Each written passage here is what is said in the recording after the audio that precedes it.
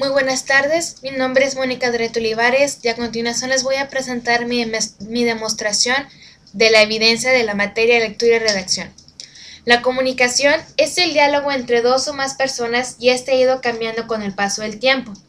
Nuestros antepasados se comunicaban a través de señas o ruidos, o sea que la comunicación se desarrolló antes de que se conocieran los códigos verbales o los idiomas. Hay tres tipos de lenguaje: el lenguaje mímico, el lenguaje oral y el lenguaje escrito. El lenguaje mímico es el que tú expresas por medio del cuerpo. El lenguaje oral se utilizan las palabras y la entonación, y el escrito es a través de cartas o mensajes de texto. Hay elementos para tener una buena comunicación, que estos son código, emisor, receptor, referente, mensaje y canal. El emisor es la persona que transmite el mensaje. El receptor es quien recibe ese mensaje. El mensaje es lo que se quiere decir o comunicar. El canal es el instrumento físico con el cual se está llevando la comunicación o el diálogo. El referente es el lugar donde se está llevando a cabo la conversación. Y el código es la forma en que lo dices, si utilizas la entonación, etc. Un elemento que siempre está presente en la comunicación o en un diálogo es el ruido. Y el ruido siempre hace que haya cierta dificultad para que se pueda entender el mensaje entre el emisor y el receptor.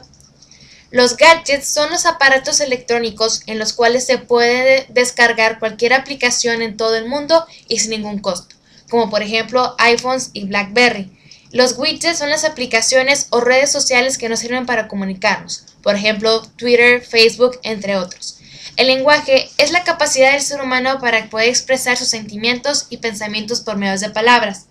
La lengua es la forma que habla cada estado, país o ciudad. Y el habla es la forma original que se expresa una persona. Y cada persona se expresa de diferente manera. Las formas de utilizar el lenguaje, que son jerga, jerigonza, modismos y ciberlenguaje. La jerga es forma de comunicarse de las personas que pertenecen a un mismo grupo social. Un ejemplo sería la jerga de los médicos. Jerigonza es un lenguaje más complicado. Se necesita poner mucha atención a lo que se está diciendo entre el emisor y el receptor para poder entender lo que se están comunicando. Los modismos son una expresión de una lengua formada con palabras específicas y tiene un significado que no se puede saber con las palabras que se utilizan, como por ejemplo en un abrir y cerrar de ojos. El ciberlenguaje es la comunicación por medio de aparatos electrónicos, que son por medio de mensajes de texto, correos electrónicos, etc. Y más que nada se utilizan las caritas o emotíconos para poder expresar cómo te sientes. Las funciones del lenguaje. Representativa. Se enfoca en el mensaje. Un ejemplo, está lloviendo.